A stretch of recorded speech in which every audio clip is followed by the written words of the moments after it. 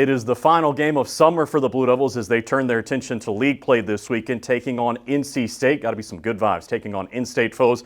Of course, they won each of the games against the Big Four a year ago, including a win over in Raleigh 29-19 over NC State, and they opened league play at home for the fourth consecutive season. As we welcome you inside Blue Devil Tower, I'm David Shimate alongside Dave Harding. My guy playing a little bit hurt today, fresh out of the dental chair, but still ready to go. Yeah, bad idea to schedule some early morning dental work. But you know what? Only thing worse than Novocaine is doing a podcast with this guy. So I started my day on a high note, I suppose. He's chippy. It's conference play. It's NC State week. I know that we've got some things to smile about moving forward in the Duke football season, so I had to get it fixed and ready to go now that we're in ACC play. It's one of those tried and true cliches. So I guess I'm curious from a player's perspective, the ultimate reset when you're in conference play. How real is that in the locker room? I think it's very real. You're looking for anything to reset and to refocus your attention, and whether that's focusing. Sometimes you don't have the chance to totally flip the switch and look at only conference play, but perhaps it's a rival opponent or something else that just is a little bit different to change the rhythm of the attitudes within the locker room. I think moving off the non-conference slate and into the conference schedule is a huge opportunity for the Blue Devils to say, look, we've got a lot of opportunity ahead for us. Let's go ahead and make this our own. We mentioned the Blue Devils are opening at home to start ACC play for the fourth consecutive season. We all remember that win over Virginia. Who can forget that thriller over Clemson? And then last year, game you might remember, a win over another in-state opponent, one of the largest comebacks, the largest comeback in the history of the rivalry, getting the victory bell back against Carolina. Yeah, and how about, the thing that we should all be talking about is that sweet trophy that Duke won at the end of the year, the little pig with the smoke coming out of its mouth. This means a lot. There's a lot riding on this game in particular. We'll get into the larger themes of the push to make it to Charlotte and the ACC championship, but you've got to start with taking care of in-state foes. It does wonders on the recruiting trail. I think it does a lot in just terms of the pride and the overall pep in your step that you have as a football player. You see a lot of these NC State flags or bumper stickers around, Carolina bumper stickers, and to know when you pass one of those, like, hey, we got you this year, is something special, and you got to go out there and take care of business. We'll break down the two teams in detail. The Blue Devils, of course, 1-2. NC State is 3-0, coming off their first ACC win over Wake Forest, but their second win over an ACC opponent because of all these craziness with the unbound schedules. They actually played a non-conference game against Virginia earlier this year, won that one as well. But Dave, let's start with just a look at the stats between these two teams, and as you look at it, for two teams that the last couple of years have been kind of making their marks on defense, it's really the two offense that have been surging. Yeah, it is. I actually, watching the tape before I even looked at the stats, I got the feeling that both of these teams are very similar. They're driven by explosive plays, two quarterbacks that can do it all, and that's the athleticism to get outside the pocket, to run if needed. I'd say C.J. Bailey, the NC State quarterback, is more of a running threat than Darian Mensah is, but overall you've got offenses with home run threat opportunities led for NC State by Hollywood Smothers, their running back, very difficult to bring down, but kind of a change in the flavor, at least early on in the season so far, in that both of these offenses are leading the way.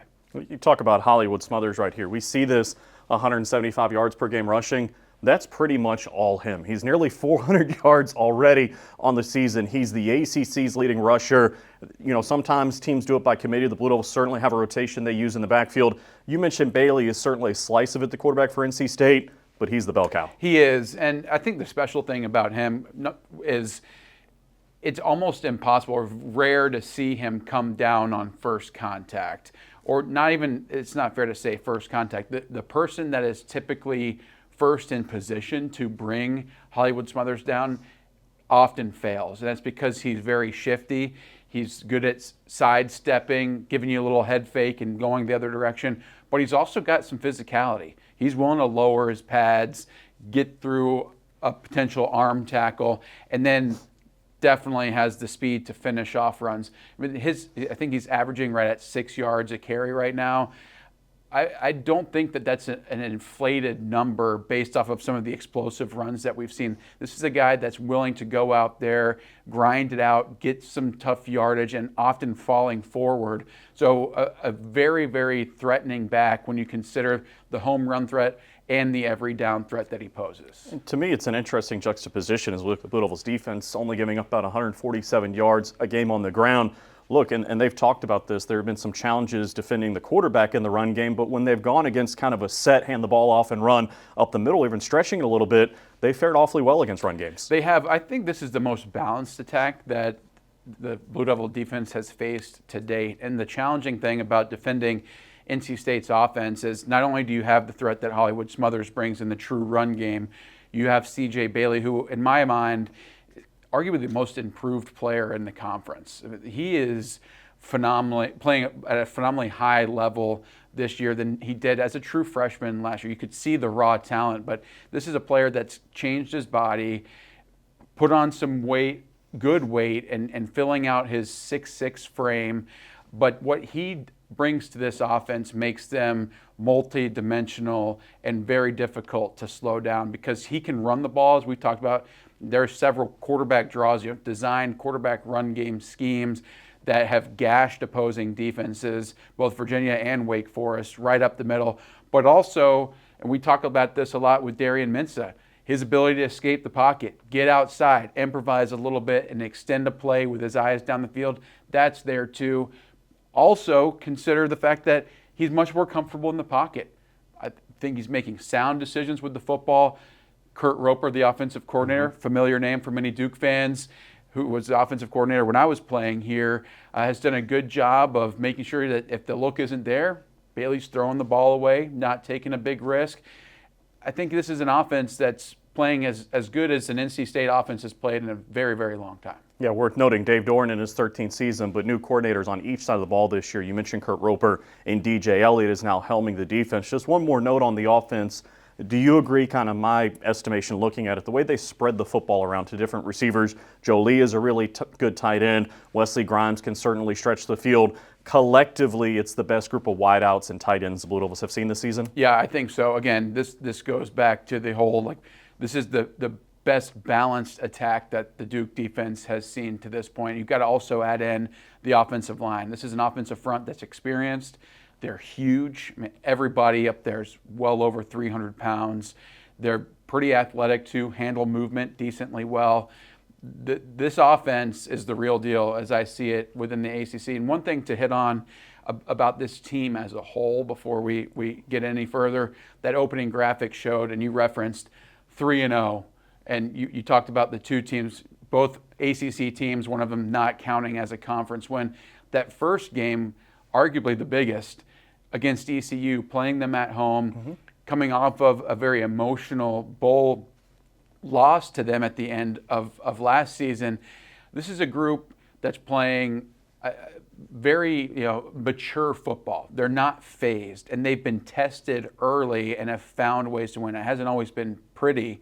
That's a trait and a characteristic of a team that if you're the Blue Devils, you're looking at, you're like, this is a big time task and a challenge for us to overcome because it's a tested team that has passed the test to this point.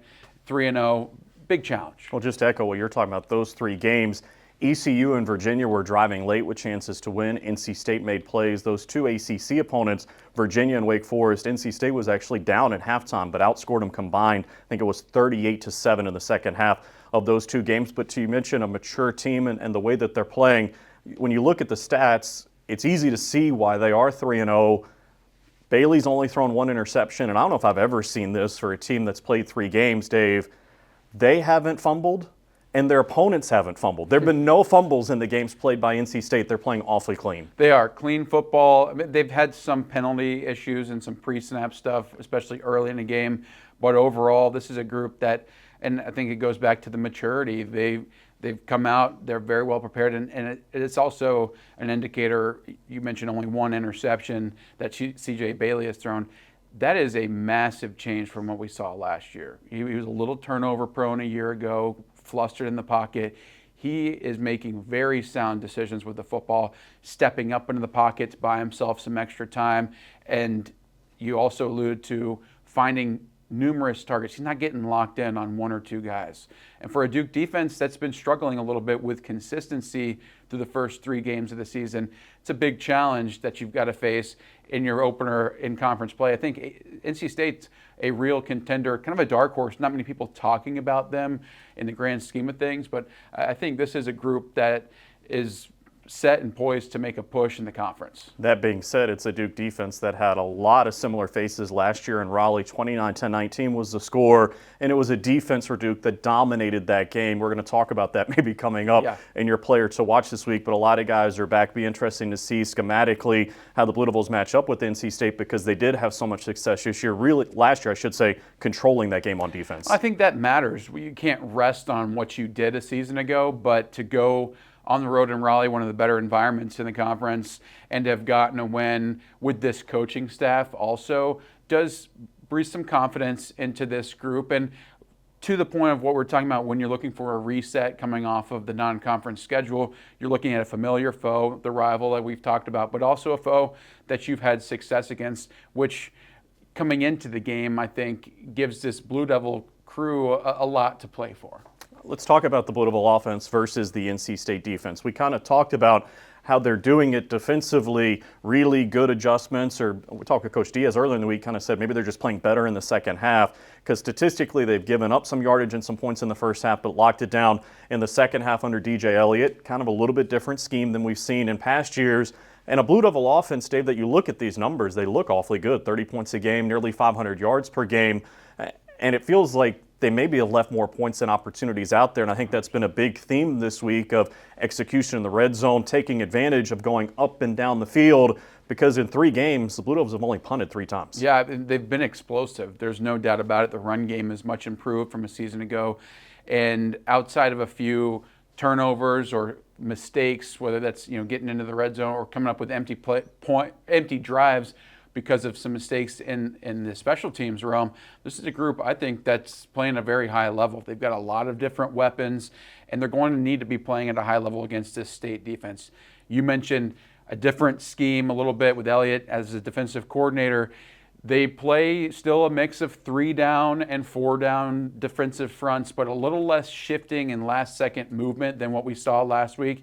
That got the Duke offensive line confused at times, and that also resulted in some missed opportunities in scoring. Even Coach Diaz referenced that, making sure that that the Duke's offense is locked in and aware of what their responsibilities are on each and every play. There were some mental busts that took points off of the board last game. So you're looking at a defense that's a little bit more traditional. I think there's a little less movement, but very aggressive. And looking at the tape, the similarities, again, that we talked about between these two teams, this NC State defense reminds me a lot of the Duke defense and the defensive front and how they get off the ball along the defensive line. They're getting downhill with their linebackers, very aggressive, very physical group. All right, as we start to pivot towards Saturday, it's taken us a while to get there, but a 4 o'clock kick this weekend. Let's go and look at our players to watch, and lo and behold, here was the guy a couple plays into the game in Raleigh that made a big impact. Yeah, Wesley Williams. A lot of attention goes to VJ Anthony, understandably so. He's got a little more statistics, but I think some of the reason why you see people pop open along the defensive line is because of the consistent play that you see at a big 97. He's playing incredibly physical football along the line of scrimmage. You talked about it, setting the tone. He did that last year. I think the play that he had against CJ Bailey in the end zone to have the safety and force the ball loose made all the difference in terms of getting a young quarterback rattled and letting the defense come out swinging to turn the momentum a little bit on the road in Raleigh. So I look for Wesley Williams, not just for him to go out and make plays, but for him to occupy blockers. You might not always see him show up in the stats, but he's out there occupying attention of the offense to let some of his other teammates come in and eat. Yeah, I know I stepped out of the frame, but I like to keep my distance from 97. Yeah, I don't think I you could think block you him. could block? No No, chance. no This chance? is as All close right. as I want to get. A digital still copy of Wesley Williams. I'm going to go offense and talk about Quayshawn Brown from a couple of different angles because, to my perspective, when you get into league play, and like I said, I know the coordinators are different for NC State, but this is still a Dave Doran coach team. He has familiarity with the Blue Devils like to do. Everybody in league play becomes familiar, so it becomes harder to find space because people know what you like to do.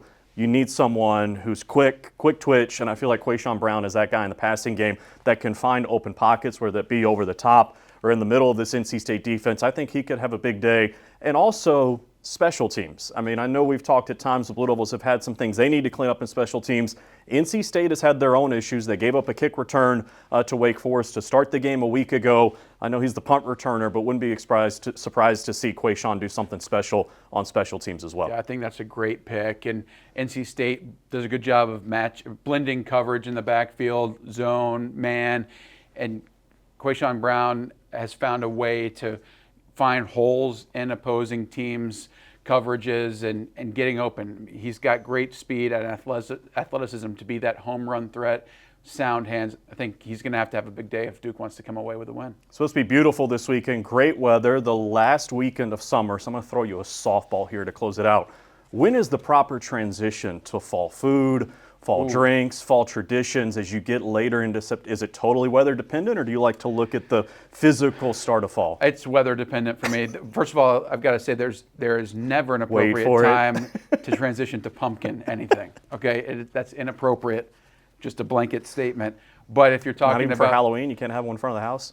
you can have a Halloween See? or Halloween decorations, but I'm talking pumpkin spice, anything, no go. But yeah, it's weather dependent because in North Carolina, we all know we deal with the false fall. You can never really get a good calendar sense of when the cool weather is going to come in. So you got to take it while you can get it. It's going to feel a lot like summer, I think, on Saturday. But what's your take on that? I can't wait till Thanksgiving, and when you grab a piece of pumpkin pie, I'm I gonna will kill only you. grab pumpkin pie if it's the last thing on the table. That's a fact. It's true. It's true. I will take cherry. I'll take apple. Any of that pecan over pumpkin. Now, I will not look at gift horse in the mouth. I'm going to take it, but just so you know. We'll do some independent research and verify. We'll see you guys this weekend at Wallace Wade Stadium. 4 o'clock kick for Duke and NC State as the Blue Devils look for a third consecutive win over the Wolfpack.